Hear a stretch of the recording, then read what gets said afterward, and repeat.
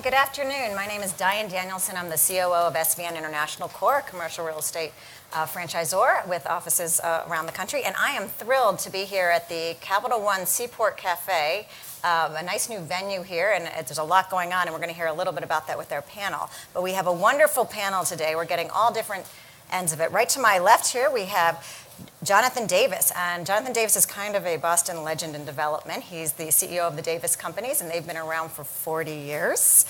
So you've seen a lot. And they do investment development, and he's involved in the fund management. He oversees firm-wide operations and the development and execution of the firm's investment strategy, the management of the fund's investment activities, and he serves on the fund's investment committee. He also has a few projects that have been developed down in this area over the past couple decades. And to his left, we have Albert Scythe, and he's the lead researcher of Real Trends, which is the report that Capital One commissioned on trends in the real estate that we're going to be talking about today. And he is he's one of the directors of the MIT Center for Real Estate, and he's also the director of the school's Urban Economics Lab. They conduct research on real estate economics, urban economics, housing markets, zoning regulations, and demographic trends. I think we have all of those affecting this area right now. And finally, at the end, Lisa Greely. Lisa is a senior vice president at Capital One, where she is responsible for commercial real estate lending, loan structuring, credit and portfolio management, and the cross-selling of other bank products. Lisa joined Capital One in 2016 from RBS Citizens, where she was a senior vice president and commercial real estate regional manager for Southern New England and New York City. And Lisa has actually helped work on a few deals, funding down here in the Seaport District too, and throughout the Boston area. So we are going to dive right in because we're here to hear about trends. And the one we have to start with, because it affects everything and we hear about them all the time, millennials, baby boomers, not so much Gen X, but we're going to start with Albert. Demographic changes. Can you give a snapshot of what you covered in the report? I know there was so much and there's so many nuances, but what are we seeing that's affecting us today and will affect us in the future? The good thing about demographics is that we already are seeing what's going to happen in the next 40 years. So we have a lot of information right now to know what's going to happen in the future. The one thing that we don't know, and it matters quite a lot for real estate, is immigration. So if you look at the development of the real estate industry and the growth of real estate construction, specifically on residential, it is to a degree reliant on the number of immigrants that we're going to have. We usually have about 1 million a year, so that's a thing, one of the parts where we're more uncertain. The political climate right now is changing and we don't know what's going to happen. If we don't have strong growth in immigration, then the US population shouldn't be growing at 1.3 million households per year, as we are predicting. So our prediction right now, though, conditional on immigration trends following the way they are, is that we're going to need to add about 1.35 million households every year. We have, apparently, looking at the data, we have a bit of a shortfall in housing constructions during the crisis, so we should need to catch up to that shortfall during the next, say, 5-6 years in the future. So we're forecasting about 1.6 million starts. We're on our way to 1.3 this year, 1.35 this year, and we're going to see a hope, or we should hope something like about 1.6 per year in the future. One of the things that while we don't know exactly how many people and households we're going to have, we do know that a lot of the growth in real estate demand, specifically, again, residential real estate demand, was driven by our shrinking family sizes. So we've gone from a family where you used to have a father, a mom, and 2 or 3 children, to families that sometimes are headed by a single mom and 1 or 2 children. And that actually has had an impact over the years over the number of real estate developments and housing units that we needed. It's actually increased 30% during this period. But we think that that's going to stop. The shrinkage of the American family, we're now at 2.6 people per household, that's going to stop. So what's going to be driving development? I think it's really about the changes, not so much about the overall numbers, but about the changes of where people are going to, which kind of people, and where these people are going to move. So we've got an elderly population, a growing elderly population. That's unambiguous. However you cut the data, you realize that we're going to become a country of older men and women. So the real estate sector is going to have to face that. And, we're thinking in the report, we're thinking about solutions such as better assisted living, sort of more of an integration between suburban structures or suburban typologies, development typologies, and what our elderly are going to need. The other trend that we see again, and we'd like to see actually that we didn't see in the market, is again going back to the number of people per family, single mothers and more real estate typologies. We wish to see more real estate typologies really addressing the issues that smaller families headed by single females or even males pose it. The other, again, since population growth, we sort of know where it's going to go. Population is going to get smaller. We're not going to get more growth in terms of housing units by shrinking family sizes. We're going to see lots of debate and lots of agonizing around is where the people are going to move. We're in a very mobile society, and people just move to get better jobs, better amenities, better schools from one place to the other. So that mobility is going to be really the key to explain where real estate development is going to be important in terms of the quantities of real estate development and how housing prices and real estate prices are going to. That's a great segue to the other two on the panel. So I would say, Lisa and John, how are you seeing some of these trends? Pick any one of them because they're all colliding, I think. How are you seeing them affecting what's happening locally? Is it changing how we're designing buildings, funding buildings, requirements, local public policies? I'll pass it to either one of you to start. Ladies first. Thank you, John. Well, I mean, certainly the demographic trend of the aging population we see in, people downsizing from their family homes, often in the suburbs, sometimes in town, but helping to populate all of the construction that's going on of both rental and for sale units in the town and in suburbs. I think beyond that, we haven't really seen, or I haven't personally seen, an impact of the immigration population coming in and direct development in terms of financing. But certainly the need is there. We're in a community, I think, in Boston certainly, that is in great demand and has, as you've outlined in your report, an inelastic housing supply. So prices keep going up, which means the demand is there, the supply isn't necessarily there, the barriers to entry are there. Mm-hmm. So from a financing standpoint, it's interesting having grown up in this area throughout my life, and now my career in this area is seeing all of these units go up, whether it's in the Seaport, which is a brand new district, or downtown or in the suburbs. You can't help but think, where are these people coming from? Are they coming from the colleges, which we certainly have a concentration of? I think we graduate 250,000 or so students a year out of our colleges and universities. Some of them stay and are attracted by the amenities and the development that's going on. So where are they coming from? How much is new growth versus moving around of existing supply, and trying to evaluate from a financing standpoint, obviously, which is my concentration, trying to evaluate, is this demand that's going to stay, or is it going to move to the next project that gets financed? So it's a tricky equation, I think, that you point out in your report as to where is it really coming from? Is it growing? Is it moving around? It's most likely a combination of both. I'm going to pass you over to John. So a couple of observations. First of all, I like to think of and Lisa alluded to this, I like to think of the schools in the Boston area as a spigot. And as the jobs are created in this market, the spigot opens, and in periods when jobs aren't being created in the market,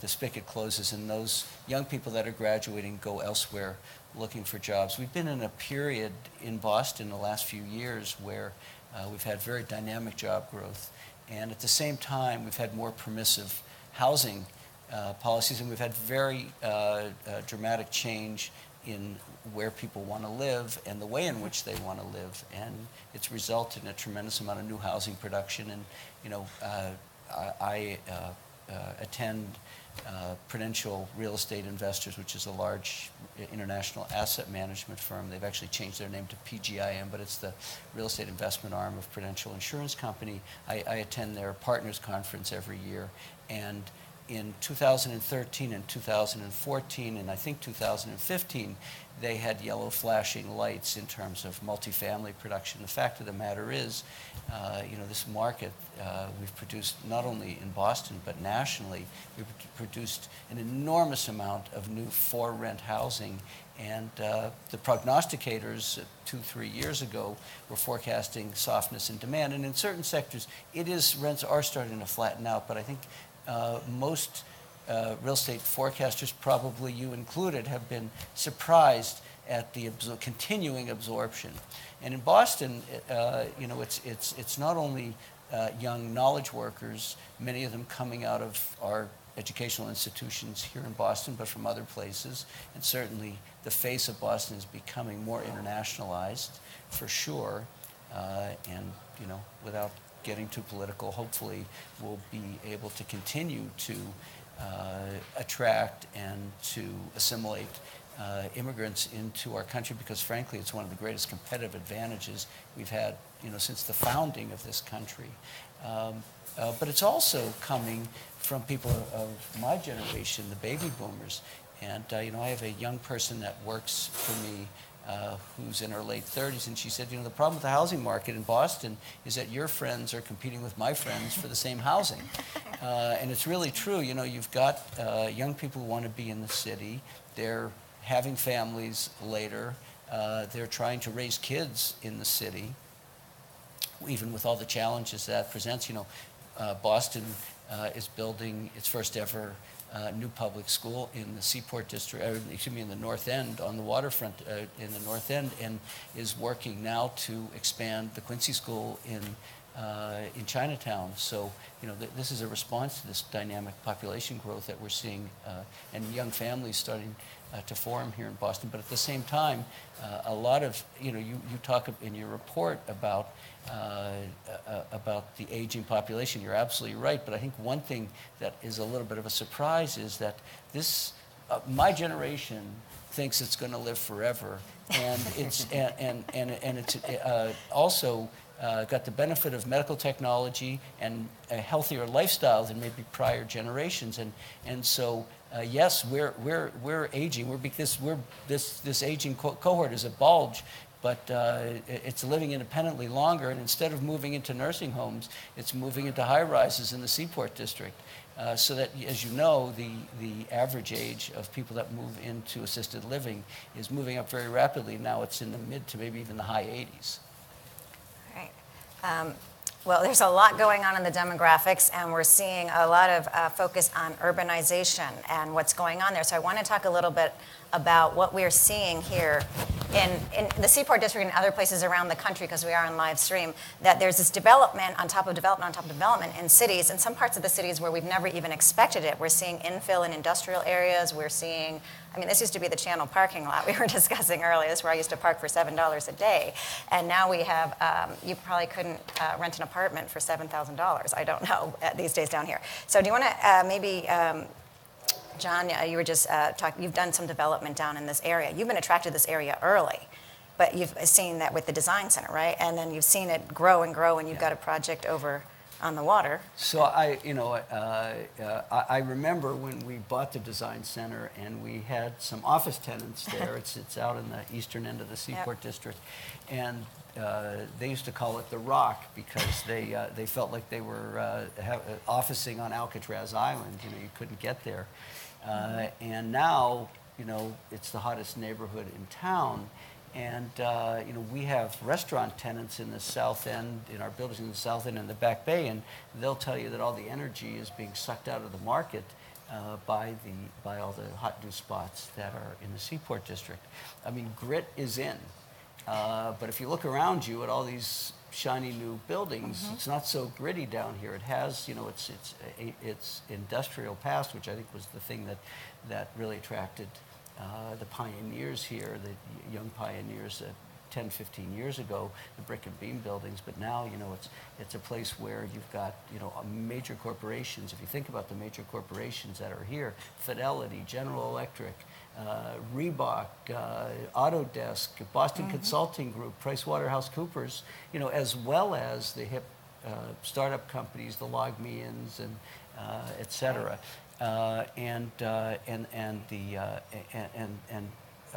So I think for a couple of reasons, and there's a kind of a symbiosis going on where, you know, the employers want to be here because the employees are here, and there's this war for talent going on, but it's also that the employees want to be here because their employers are here. So, you know, it's a kind of a virtuous circle that we're seeing. And I think it's also the fact that it's something new and different in a city that's so, you know, steeped in tradition.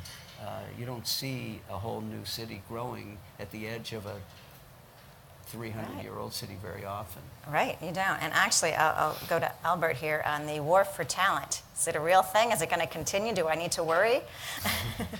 Yeah, it is real. It's global. I was in Norway 5 months ago, and they were wondering whether they should actually keep on investing in Oslo or to go back and invest in the provinces. And I told them about a city in China, Chengdu, and how many people in an audience of 400 people in the real estate industry knew about Chengdu. And there wasn't any single person knowing about that city. It's one of the most important cities in China, producing, you know, a lot of different, you know, industrial components. Shanghai, you know, you look at Dubai, you look at Barcelona, you look at Tokyo. It's really, truly global. So you have now people with PhDs, with IT techniques and skills, and computer scientists and engineers that are really not only moving and making decisions as to whether to move to the US, but really even at a global level. So we're really seeing this. We, you know, we did some research already in 2002, and we did predict that trend. Richard Florida is also one of the early predictors of this trend. It's going to keep on going. Now, what's interesting is that we're here at Boston on the winning side of this war. It's a city with, you know, some of the best institutions in terms of research and education, and we have lots of human capital which make the city attractive. I want to think, though, about what's going to happen with also, you know, other smaller cities, whether this pattern that we're seeing right now, the war for talent, is it really going to be focusing on perhaps 10 or 15 cities in the United States? These are the Seattle's, San Francisco's, Boston's, New York's. Or are we going to expand in the phenomenon to a fractal way to smaller cities? And I'm thinking about Provo, Utah, you know, in Austin, Texas, in Boise, Idaho. And we might start competing with these smaller cities because of our expensive cost base. Right, and I would actually toss this over to Lisa. I mean, funding projects here in the Seaport, was GE a factor, or the fact that there's headquarters coming to downtown and there's numerous of headquarters moving back into the downtown? Does that make things easier because we know the people will follow, or are they following the people, or from your perspective? No, I think from a financing perspective, it's certainly easier to finance a project that has some cash flow behind it. So whether it's the whole building with a GE, or whether it's, you know, the majority of a building, having a cash flow basis certainly starts the ball rolling from the financing end. That said, there's already a very critical established mass here in the Seaport that I think, you know, speaking from the commercial bank side, makes it easier to finance, whether it's office space, retail we've looked at, obviously all the residential, entertainment, all of the uses going on here in the district. Probably less or not as easy back in the day when it was a pioneering district. Maybe, John, when you first invested here and when buildings were popping up out of these surface parking lots, was a little more difficult. But certainly it makes it more financeable these days, and having the population flow with the employers coming into the district feeds all of the other uses in terms of retail and restaurants and entertainment and whatnot.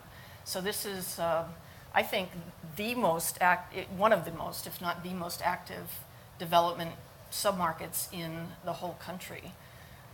these days. So it certainly looks that way when you walk around. It has attracted a lot of interest, obviously, from developers, both domestic and foreign, and a lot of, I think, financing is available that wouldn't have been, Right. 5 or 10 years ago for Right. this area. Right. Well, I know we've been talking about urban centers here, but we're also seeing this trend of, I guess it's called suburban, where you have urban neighborhood type being built in suburbia. Are we seeing that happening more? Do we predict that that's going to work out for those who can't afford to live in the city?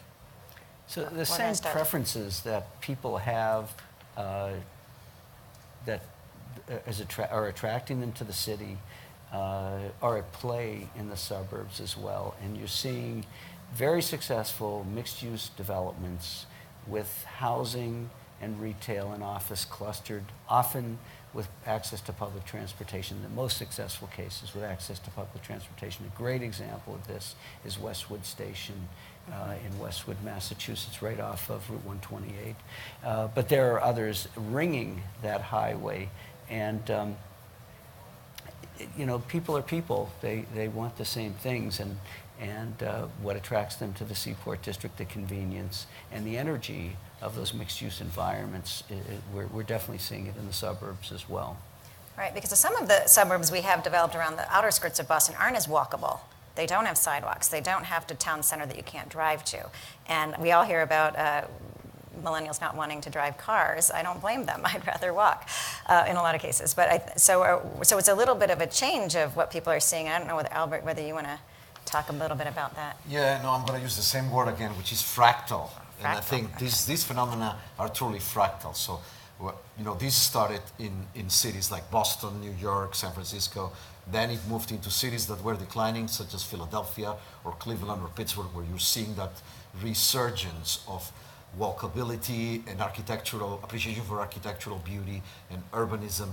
In the suburbs, you've got the same trends, and I think that you have the demand there, but you also have the supply, because right now it's very difficult to get any project approved that doesn't, the community that receives the project perceives adds value to the community. So I think these large master planned sort of communities can, in a way, be sold better to the local residents, because they provide amenities that these communities didn't used to have.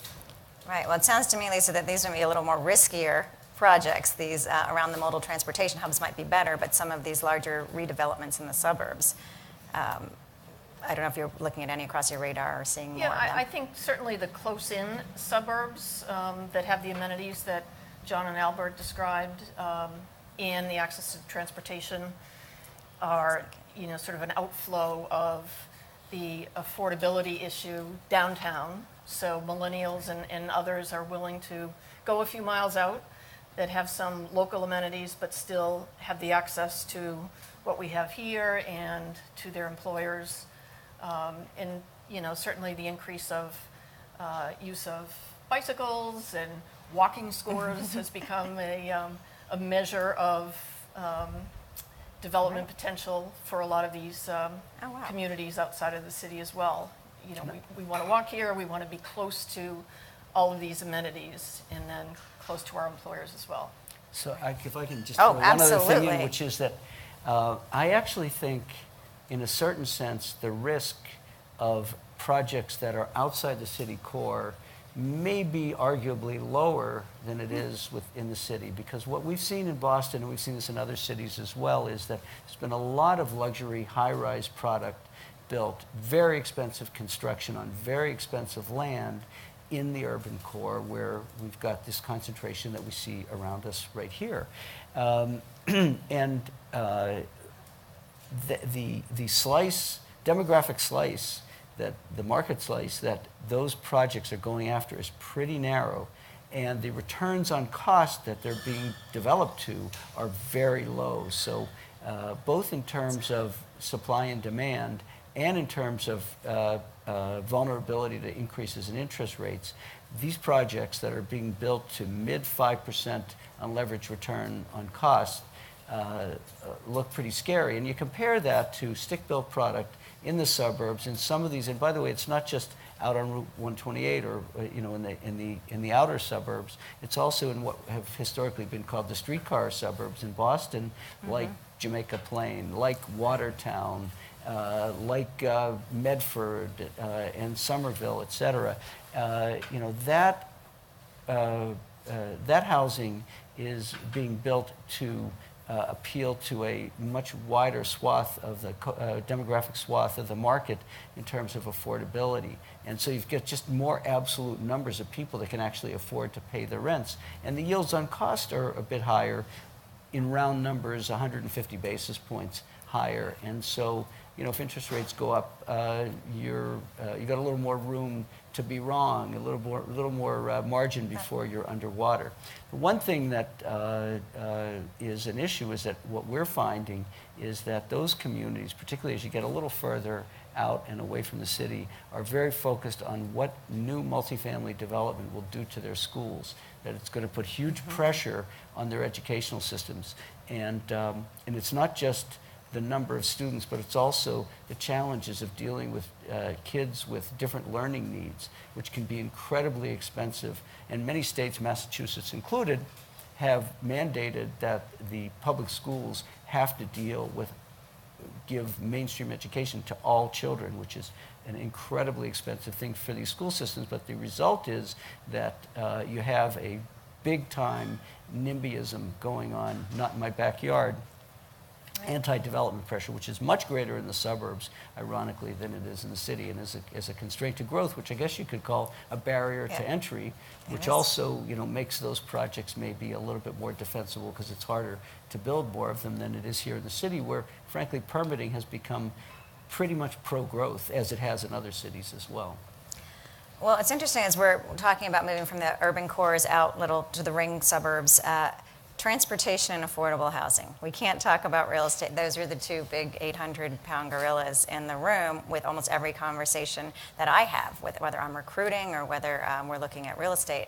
So what do we see for the future? What are the impediments? Are we seeing some creative things going on in Boston, since we like to be innovative here, or in other areas of the country? And I don't know, Albert, you're nodding, so I'm going to go to you first. Sure. There's certainly always a financial issue with transportation systems. What we're seeing is that transportation systems are actually improving very much in the red states that we mentioned in the report. So you have improvements in Denver, Atlanta, so on and so forth.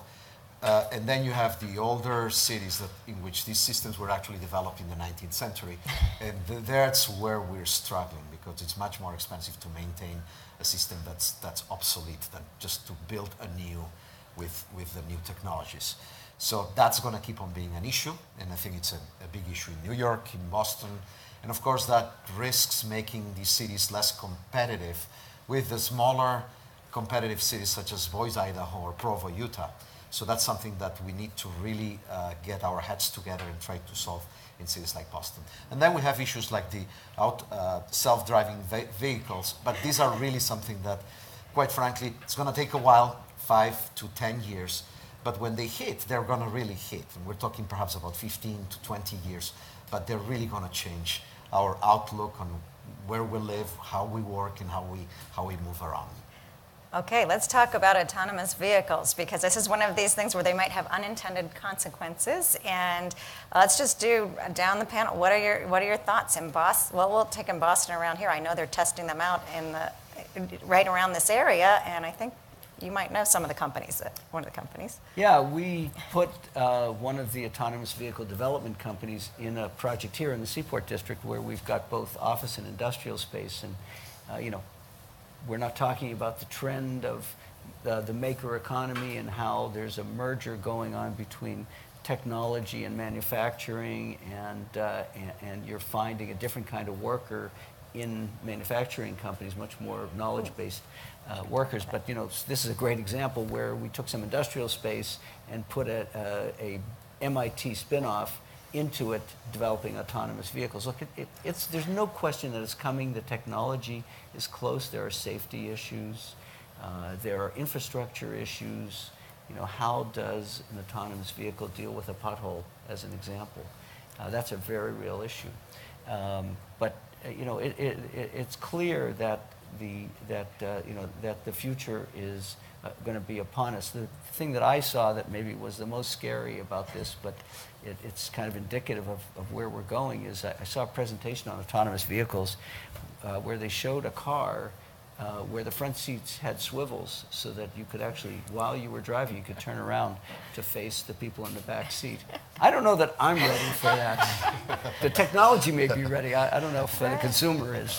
And I have to say, Yeah. interject there, because Capital One financed the project that John is talking about at 88 Black Falcon, and we toured the property actually twice, once before we financed it, and then again after this autonomous vehicle tenant moved in, and they were, I won't call it secretive, but they were very protective of what they were doing, because they're using the industrial space. They have some office space, and then they're using the industrial space to actually build and test their vehicles. Right. And then there are, garage doors that allow them to go out into what the city has designated as an area of, I don't know how many blocks, that is permitted now for the testing of these autonomous vehicles. But So be very careful when you walk around that neighborhood. But from the first to the second visit, it was definitely much more, okay, this is it, or you see what you want to see, now go.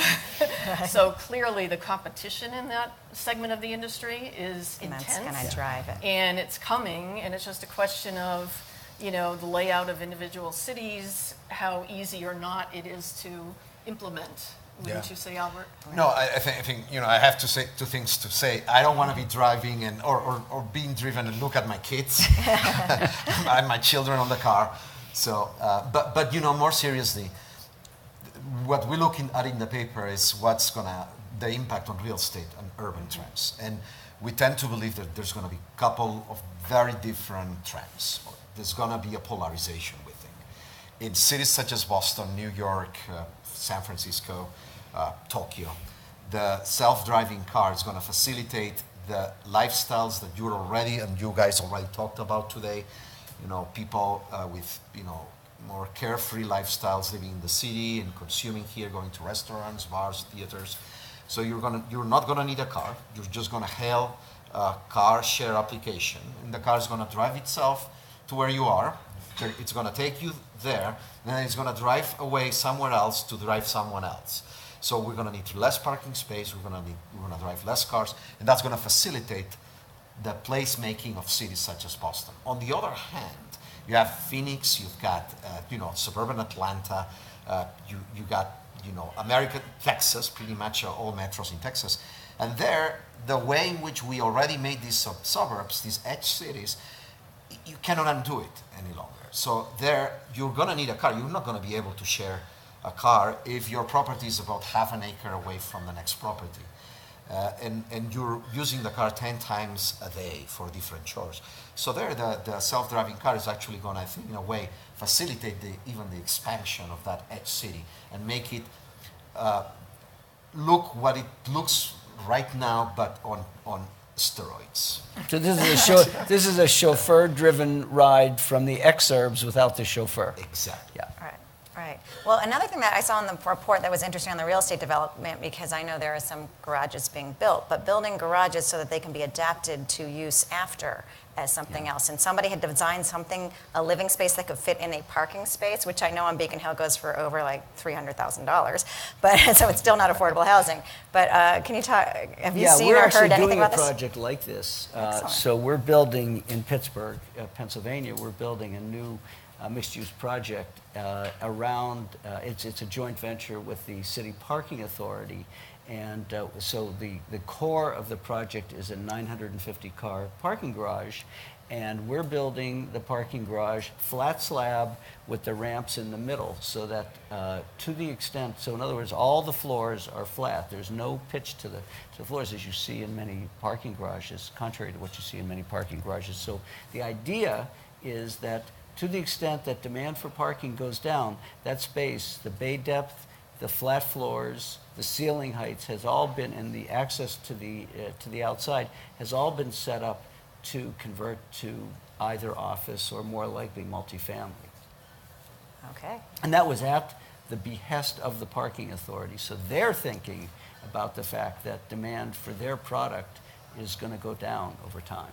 All right. I have to admit, Pittsburgh's doing a lot right these days, but working with the public and the private. I know Uber I think, is down there. I think it's the cluster of research universities, which is an advantage like a city like Boston has, obviously, in Pittsburgh, and that goes back to the conversation. Certain urban areas are going to benefit unless we can't afford to live there. I mean, I know we're here to talk about the Seaport and Boston, but I think Pittsburgh is very interesting. I go back to that spigot analogy because you've got the University of Pittsburgh there and Carnegie Mellon and a number of others, but most notably those two. And Carnegie Mellon in particular is a leader in a number of areas of technology. And the problem has historically been that as soon as those students got out of school, they were heading for the exits and going somewhere else for a job. They're getting to the point now with the downtown being revitalized and some of the edgier neighborhoods becoming very attractive to young people, that they're getting to critical mass, and young people are actually excited about staying there. So if you could, I mean, that's a city where the cost of housing is, and I'm not exaggerating, is 25% of what it is in Boston. So they are on the top 5 list for Amazon in terms of the site for Amazon's second headquarters. And the reason is because they've got access to the knowledge workers and this continuous flow of supply of highly trained young people, but they have land and they've got affordability that none of the other competitors have. Right. Now we're seeing other cities come out, like we've had Columbus, Ohio on our radar screen because they won the DOT grant for their autonomous vehicle last mile program. So they've gotten funding to connect, and I think that's something in Boston we've been talking about on a business leader scale, trying to connect areas. There are areas of Boston that aren't on public transportation, and how can we use the new technology to bring that closer? We should also talk about it's not just about autonomous vehicles, right? Because here in Boston now we are we have ocean frontage. We have frontage on the Atlantic Ocean. One of the things, I mean, we have in the Seaport District where we're sitting, terrible traffic problems. In 15 minutes, the Seaport Boulevard out here, I'm sure, will be backed up all the way to the back end of the district, as it is most days. But we're looking at water transportation here. I know you live on the South Shore of Boston. You know, if you don't, many of your neighbors are coming to Boston by water shuttle. It's much faster and much more painless. You don't have to convince me. And so now we're talking, and it's already starting to happen. We're talking about. My office actually is in a high-rise looking down on the harbor. It's incredible already how many shuttle vehicles are there, and that's only going to increase. We're at our 88 Black Falcon project. We're working with the Port Authority and the city about putting in a new dedicated shuttle from South Station, which is one of the major transportation hubs in Boston. It's happening. My wife and I went over to have dinner in East Boston for $6. We jumped on a ferry at Rose Wharf in the financial district, and in 6 minutes we were over in East Boston having dinner. So, another idea, which it sounds crazy, but it's being taken seriously, is there is a developer with a big piece of land out at the far end of the seaport who has proposed putting in gondolas, basically, cable cars. Cable cars, yep. Again, from South Station out to the end of the Seaport District. And this is being taken very seriously. Well, I think with the younger demographics coming into the city, I think people are going to be open to new ideas, and I love that. And Albert's shaking his head, so or nodding your head along. Yeah, I think it's really thanks to entrepreneurs like Davis companies and that we're really trying to think about innovation in real estate, because real estate, as we all know, is a relatively conservative industry. And we're talking a lot about the problems with cities like Boston, again, San Francisco, New York, and Richard Florida is talking about the fact that this success is coming with displacement for the middle classes and the poor, and that's certainly true, and it's a problem we need to address. But on the other hand, we cannot just think that it's going to continue to be like that for the next 20 years. We really have to keep our eyes on the ball and innovate, because other cities such as Pittsburgh or Columbus are really trying to go to the next level. And those firms and those universities, they do change in rank. So we're right now here, but we can be there in the future. Right. Lisa, having worked in the Northeast and in Boston, do you find it's a little harder to get innovation in because of much of the infrastructure? So there's so much in place. Yeah, I think the barriers of entry being so high, it's difficult to make very basic changes. But I think some of the innovations that Albert describes and that John has implemented, it's amazing to have watched this over decades. 3 decades of being in the industry and living in the area.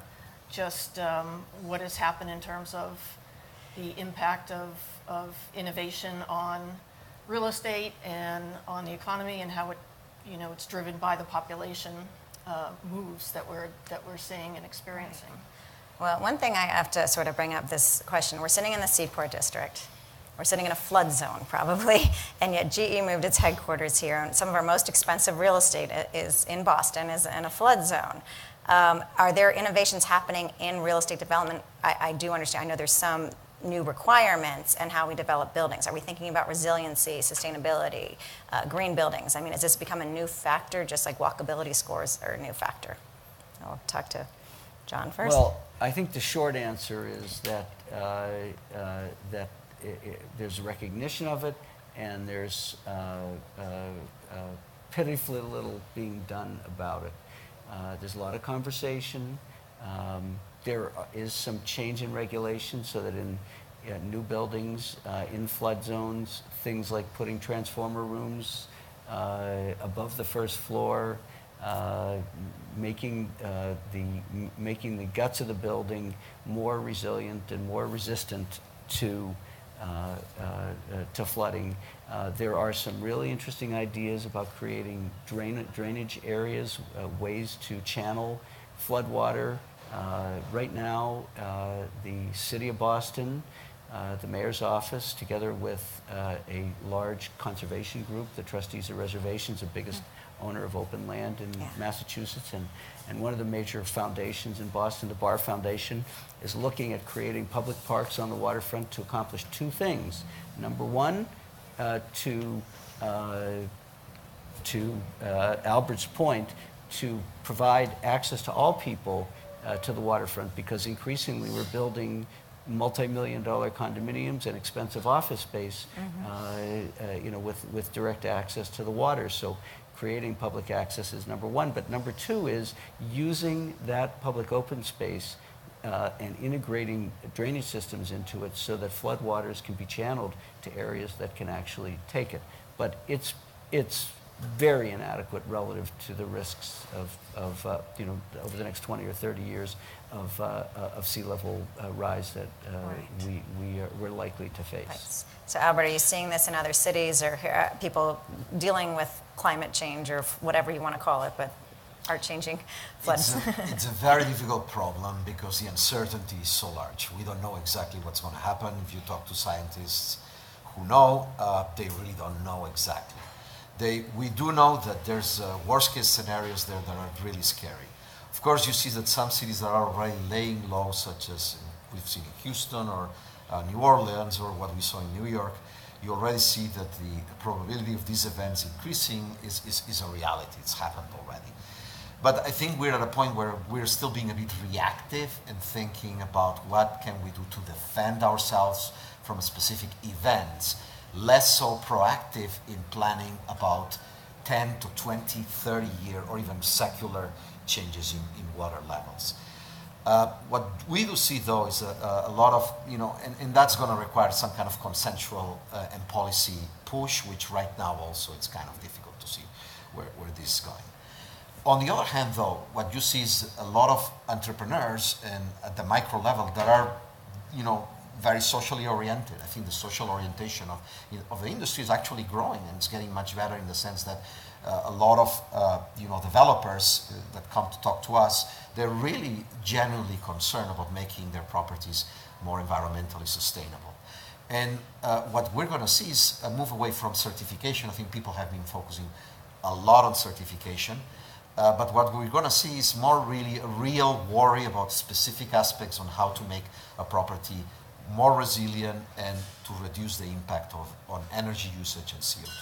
So it sounds like business leaders are going to have to lead the way and to drag the policy leaders along with us. Absolutely right. So I think there's going to be a micro and a macro aspect to this. The macro aspect is going to take a long time, but fortunately we start seeing from the industry itself a lot of enlightened entrepreneurs really moving things and shaking things from the micro perspective. That's terrific. I wanted to go back to something that John brought up, having to do with this blending of the type of space. Because one of the things we're talking a lot in our office about today's tenants, they don't fit cleanly into a box of office or retail or industrial. And we're seeing it all combined, and we're seeing housing, a mixed-use development used to mean one thing 10 years ago. It could mean another thing 5 years from now. So if you wanted to pick up on that thread, you're seeing it down here. And just this blending of the use of space, the maker space. Well, first of all, talking about retail, retail's changing a lot.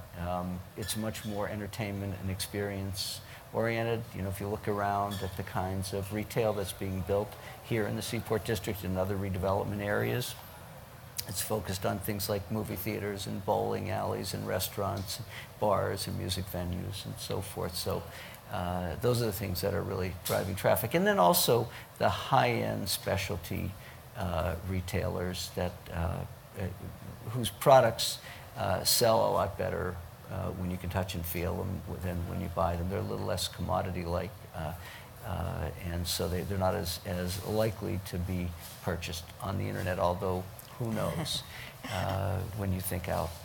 I mean, we're selling 10% of all our retail goods on the internet, and it's growing at 15% a year or something, numbers like that. So you don't need to go very far out to see that could really be transformative and not necessarily in a positive direction for retail real estate. As far as the maker economy is concerned, you're right.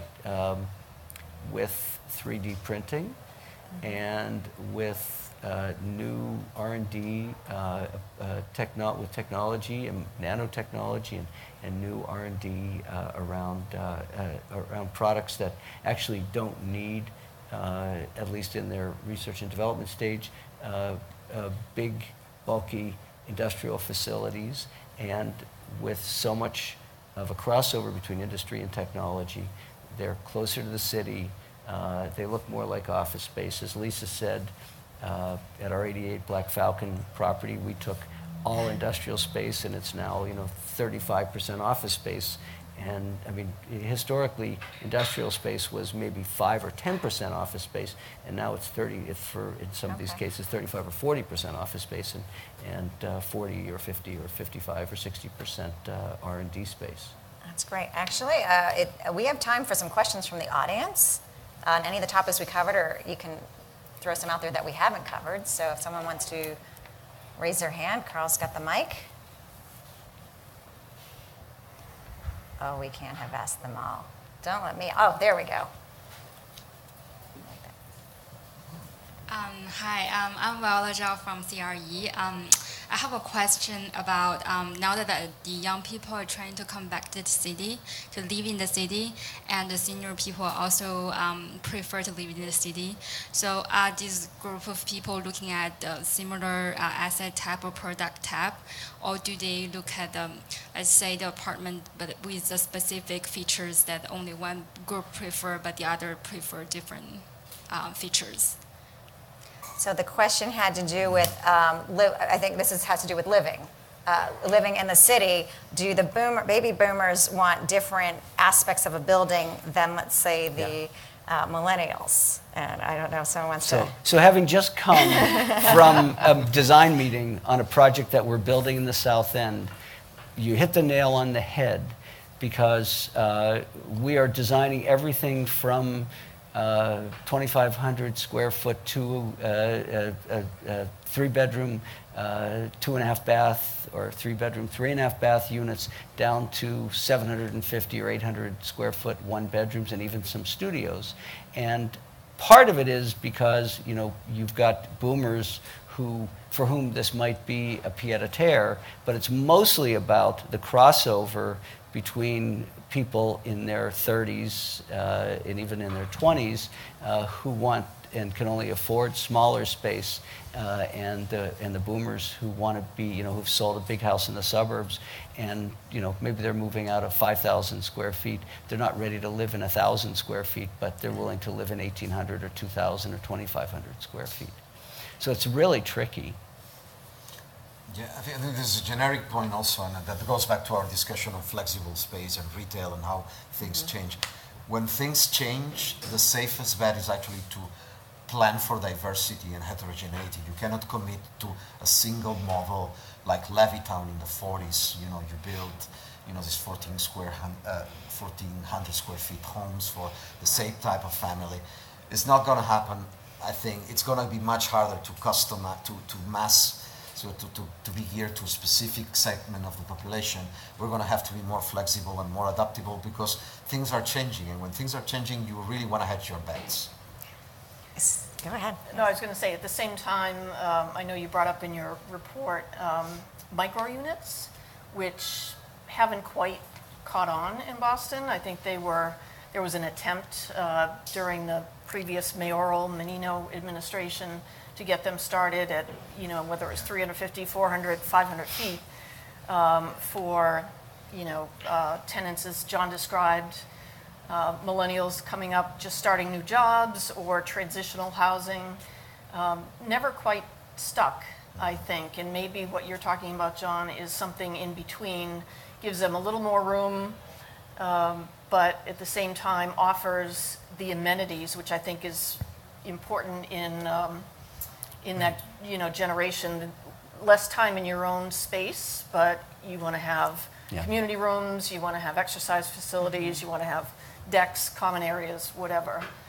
But different trends that start and don't quite take hold, I think, is a common theme. Right. We're seeing it in hospitality. In fact, directly next door to us, right there, is the Boston's first micro hotel, which is doing very, very well. And it's exactly what Lisa talked about. It's a place to sleep, plus very robust amenity package on the first floor. So the idea is you've got the entire Seaport district at your doorstep. You've got a nice bar on the first floor and a fitness center and food service and so forth. And then you just go upstairs to sleep.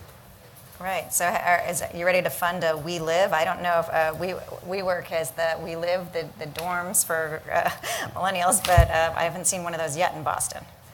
I don't know if I've heard. Yeah, I have not either. And the other thing I haven't seen that you mentioned was this sort of shared intergenerational housing. I don't think we've quite seen that in this area of the country yet, although apparently it's being tested out. We have a startup from MIT. They're starting right now. It's called Nesterly, and their idea, it's a brilliant idea. You have a lot of widowed, elderly people who live by themselves. They have a house, because it's difficult to downsize. You have to sell a property and then buy another one. It's very difficult for most people. So what they're trying to do is to really match those people who have 3 or 4 empty rooms to young students from the Boston area. There's an application, Nesterly, that does exactly that. So we hope to see that. We're a bit also, the report is a bit, in a way, we try to be positive and think about what can happen, not only what we think will happen. So that's one of the places where we really want this to happen, hope for this to happen. Mm-hmm. That's great. Do we have more questions from the audience?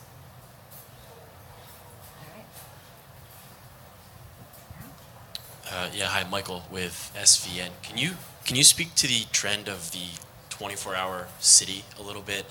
If you walk down Financial District past 7 o'clock, it's a ghost town.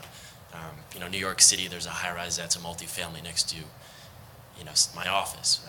It seems like that's transitioning down here in the Seaport a little bit. Can you elaborate and maybe why we're heading in that direction here in Boston? Well, whoever wants to take it first. Well, I think generally it's the same. You're right. There's regulations and issues that are completely different. And again, you gotta start thinking about how competitive your city is. But I think it's generically the same issue of amenities, and you have younger people who have IT jobs in finance, real estate, the media. and they're going to have children later because we're going to live up to 90 or 95, not up to 67.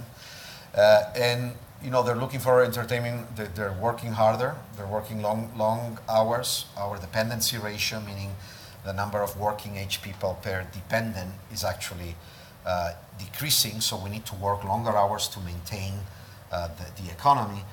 But at the same time, the younger generation wants these amenities. So I think that's just part of the trend of generically increasing consumption for leisure and lifestyle activities. But you're right. I mean, these trends might change, and some new cities may arise that provide those services better, the 24/7 services better. So we always have to be cognizant of balancing the needs for this kind of new economy with the interest of the neighbors who don't want to be waking up.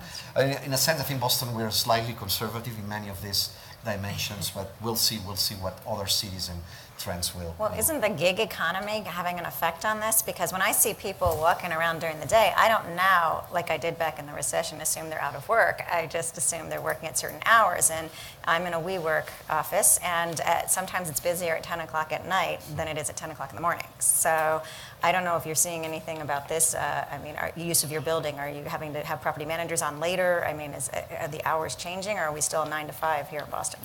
So we have a building in Kendall Square in Cambridge where there's one guy who's a programmer, and he put a hammock in his office, and he programs in that hammock between the hours of 10 p.m. and 4 a.m. So, I mean, that may be the extreme example, but yes, absolutely.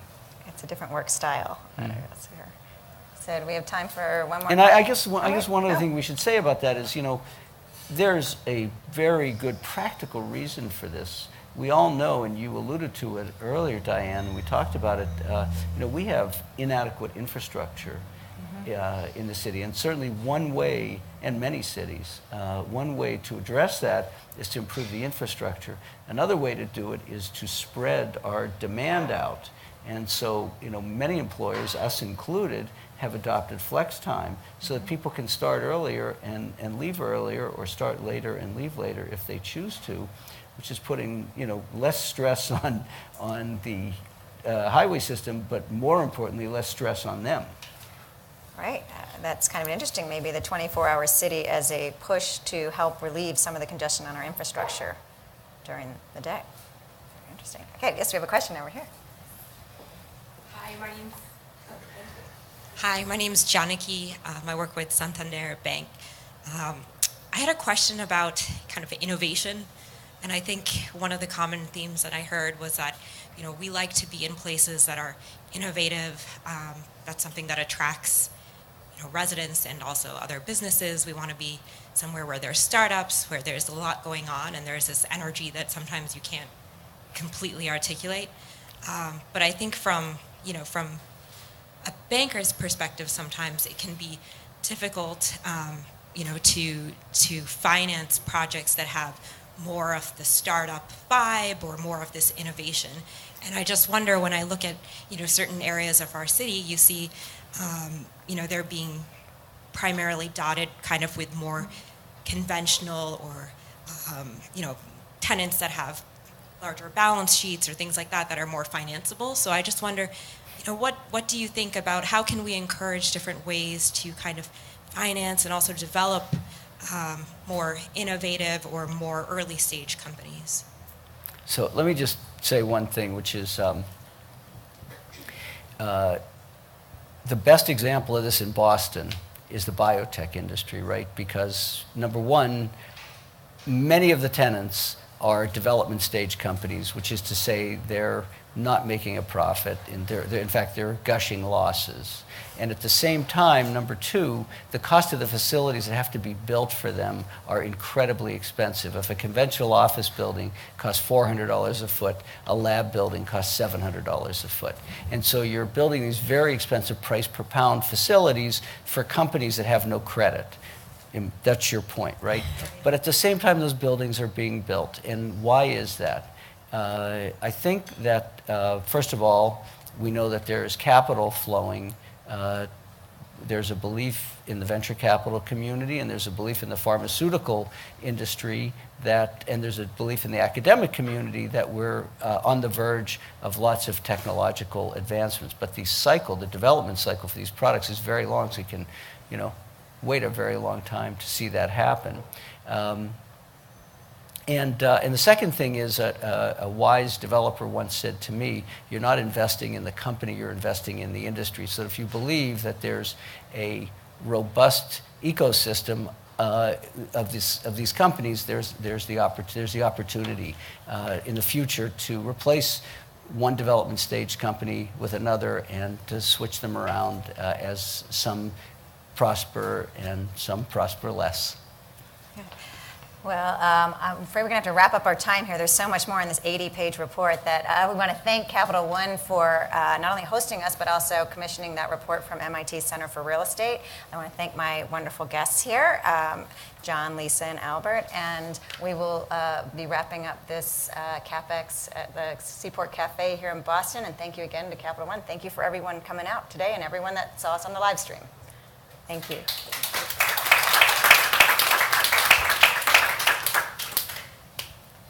Great. Well, thank you. That was fun. So, Carl, do you have any idea?